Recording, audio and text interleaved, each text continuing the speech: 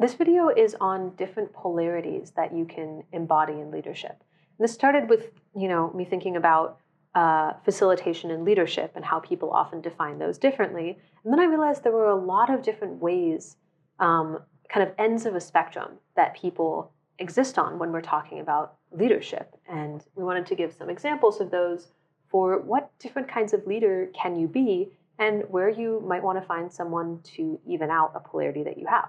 Mm-hmm. So one type of polarity is a directive style versus a responsive one. So the directive leader is really concerned about setting and holding whatever frame it is that we're operating in. And the responsive leader is really more concerned about how do we move within it. I think this style is often called servant leadership. So directive will probably seem a bit more rigid. But if you, for example, sometimes I have a team that's really new. They're early in their career and they're the kind of, maybe they have the kinds of roles that really need a whole lot of guidance and instruction. So for them, a directive style might work a whole lot better. Whereas, particularly if you have a group who is more seasoned, who doesn't need a whole lot of guidance and direction, or for whom they're the kind of people that like micromanaging doesn't sit well with, responsive leadership, I think, is a whole lot more impactful for them. Mm-hmm. Another thing you can call this is yin and yang, and that doesn't have to be masculine and feminine, but it's like, the classic symbol, one contains the other to some degree, and knowing like when to embody each of them is really essential. Like if you have too much yang, it feels like a cage to resist, and too much yin, it's like a bed to fall asleep in. So for instance, a yang or directive leader sets time containers, might call people out on breaches of integrity, and a yin leader is more like following flow, changing time based on what's happening in a group, honoring when people show up, whatever time it is, because they're respecting themselves. So I have an example of this is when I was first learning circling, which was, and in the general area of probability, we've struck something. And it's still effective. But yang can really, hit something home, and people feel it, really deeply if you get that right. And it requires having, I think, sometimes a little bit of a shell. Like you have to be okay with getting things wrong, with people not liking you as much, holding a strong container. And yin is, can be very loving. And so this teacher was wonderful at, he would just, say things that he thought were true about people and be really accurate in it and be very kind of clear on the container and the integrity. And because he was my main teacher, I thought that that's what circling looked like. And I couldn't do it. I thought I just had to learn more, and I kept like trying and trying and trying. Like I just have to be more clear with my assumptions. I just have to set a stronger container, and I would get so kind of pent up and scared of saying anything and saying anything wrong that I wouldn't speak, and then the circle would fall apart. And this kind of came to a head in the last circle that I led during my training, where I did this so badly that another leader in the circle had to pick it up and lead for me. Mm-hmm. And I was devastated. I was like, I can't circle. I just need to never do this again. And I didn't for like 6 months. Wow. And then over time, I started asking myself, well, is there a different way to do this?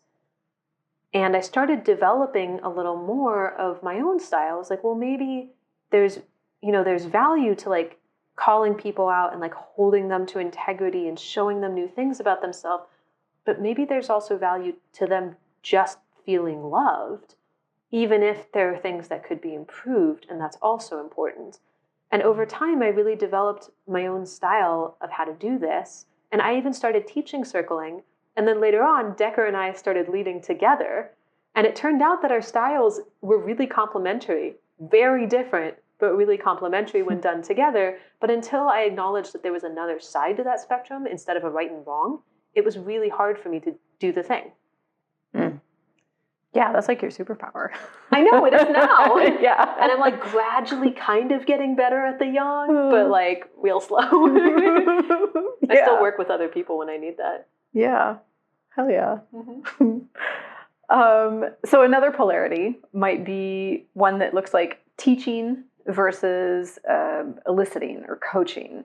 So we often have people who, as a leader, are just more comfortable telling you the things that the group needs to hear. They like to give instruction. They like to make things really clear and easy to understand.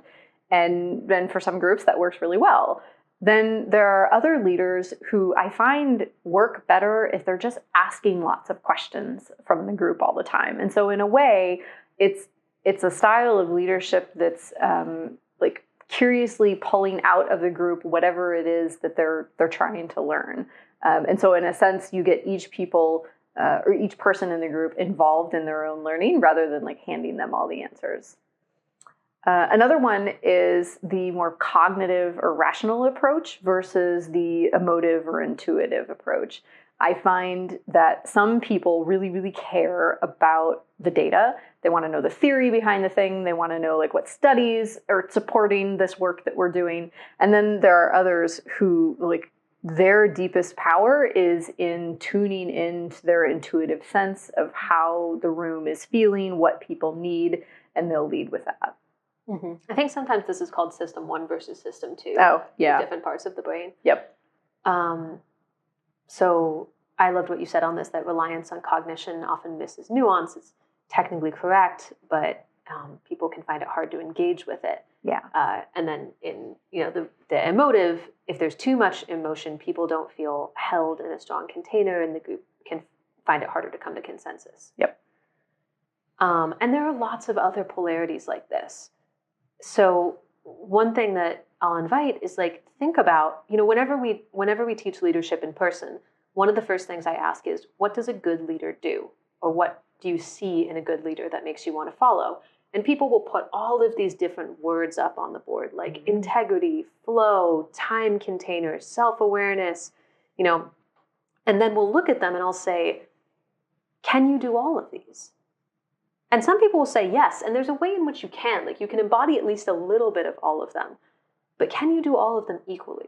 Do you look at that board and you go, okay, I like do a little more of this one naturally, and this one I kind of want to learn, but it's not my natural thing. And this one I don't want to learn, at all. It's just like, it's not really super important to me. Like, I've tried to do yawn. I've tried to do the kind of incisive, just noticing the thing in the person, and I just don't love it. Yeah. Whenever I use it, I actually lose touch with my intuition.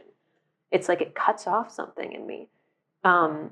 So development in leadership is really about noticing what you need to develop to be, a leader. So, I had a really hard time when I started with time containers. I would always show up late for things. So, and I found that it was actually really important to people that time containers be held with integrity. And so I had to figure out a way, either personally or systemically, to develop that. So sometimes I would try to be more kind of intense about showing up on time. Sometimes I'd have someone else start it if I was going to show up late. So you can also work within the system. So 3, I kind of named these, but to name them again, 3 ways you can go with this. Notice what you're naturally good at and can use as your superpower. Notice what you aren't great at but want to get better at, either because you think it's important for your values as a leader, or because you want to learn and think you can.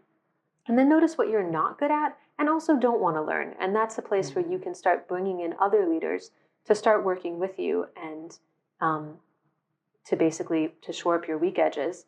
I tend to try to work with leaders that are very different than me because they can show the group things that I can't. Great.